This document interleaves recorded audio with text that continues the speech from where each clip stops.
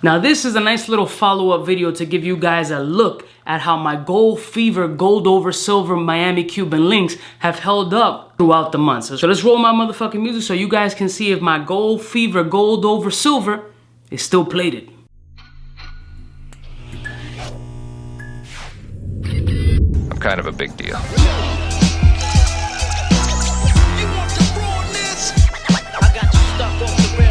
Good morning, my beautiful peoples. You know who it is. It's your boy, C to the U to the B to the A.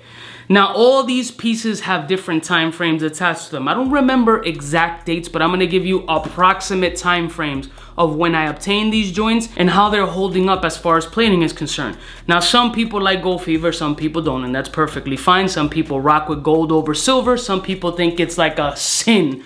That's cool too. I'm not here to count your pockets. I'm here to show you options. Now, gold over silver joints, some of these actually get a decent amount of wear from mine because, listen, sometimes I don't want to wear my real shit. Sometimes I'm in a sketchy ass situation if Lucille's not with me. This isn't something that I'm gonna dread or have a stroke over if it gets lost, jacked, or whatever. And at the end of the day, never put yourself in a very difficult predicament or a situation that may harm you because of jewelry. Just my 10 cents, putting it out there. Now, these three pieces do get a decent amount of wear and you'll be able to see it on some of them. But right now, you guys will get to be the judge. So the first one I feel is the one that gets the most wear. You see me wear it in a ton of videos. I wear it socially on some just fuck around, who cares? And it's my 16mm 7.5 inch Miami Cuban link, gold over silver plated bracelet.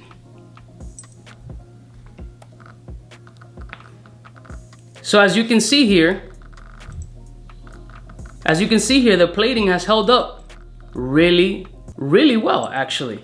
Now, this is a freshly cleaned, not polished or anything like that, freshly cleaned, but you'll see points where plating fades or stuff like that. Like here, the friction points do have a little bit of fading, slight amount. You don't see silver, and it's not dramatic if you can really see it. But you'll see some points there because it's a heavy friction place. Now, other places you may see plating issues are between the links, and so far, not bad at all. Here, I'll pick another random link. And as you can see there, still holding on really strong. This is the one area that I have noticed that it's having discoloration. It's still not silver, but it has this tarnishy type look, and you guys will get to see it firsthand, which is the male insert piece. So if you see here, I'm gonna try to put the finger there so you can kind of see. Right here on this area on the bottom, it does have a bit of a tarnishing look to it. Kind of the color changes are a little bit present on the bottom. Not dramatic, but it is noticeable. But if you look at the back of it also, still holding on strong, no silver exposed. And again, just picking any random link you could look between and still holding on. Again, this is one that I heavily wear. I wear this quite often because still great, looks beautiful, still clicks into place. Doesn't come off. They're still holding on. There's no funniness. And it's still a fucking nice, flashy piece for you to wear. So let's move on to another one that gets decent amount of wear. This is the 22-inch 10mm Miami Cuban link with a box lock. This also is gold over silver. And no discoloration or plating issues on this. Between the links, let's pick another random one. Nothing yet. And again, these are freshly clean. Are they perfectly clean? No. Even the locks. So the locks, again, is usually where you're gonna find the discoloration because of the friction on and off, unless you take it off over your head. Here's the male and female portion of the lock. Still holding on very strong. The locks so far, still locks. Figure 8 clasps, still together. We have all the sections here for you. Plating is still holding on strong. Again, here's the back of the lock. So far, so good. And the last one is the rose gold plated 10mm joint.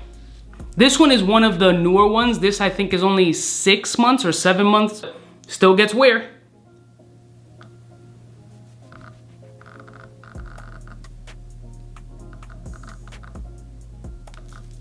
links between, links between. Let's look at the lock portion. Here's the lock.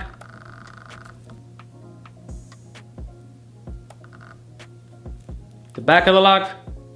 Now this gold plated one, the issue that lies with this one is these aren't ones that they plate. They outsource the rose gold plating here. So the plating here is really, really good.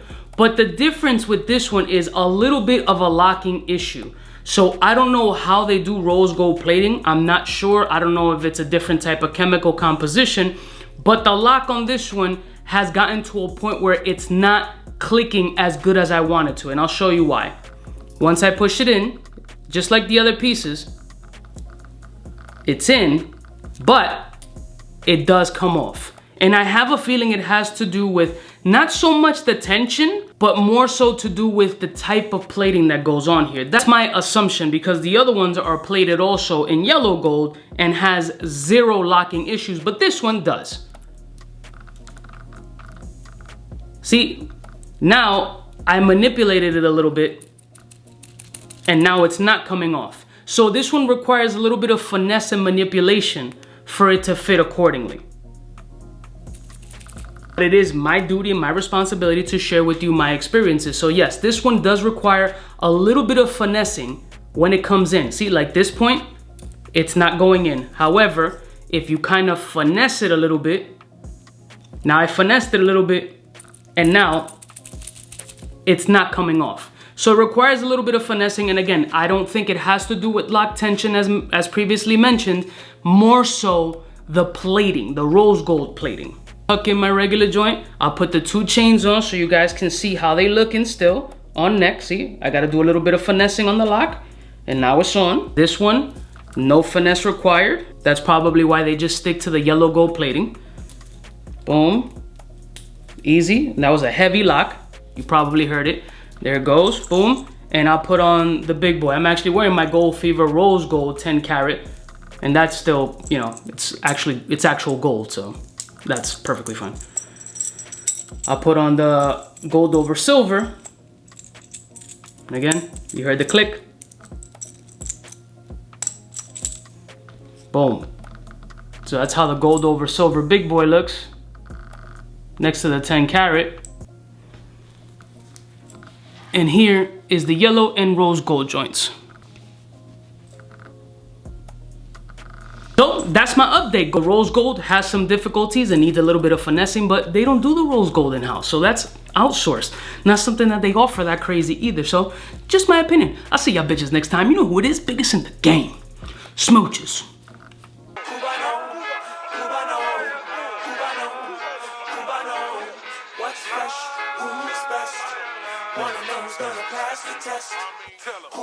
For the fly gun holder, money folder, molar roller, start tack when it's time to call back. For the rough, rugged, and raw way, this nigga Jay, it's a game, but he don't play. Hey, for all the chicks that got dead in the penthouse suite on top of my mom's crib. It's nonsense you never get in. It's nonsense that you would think that you would.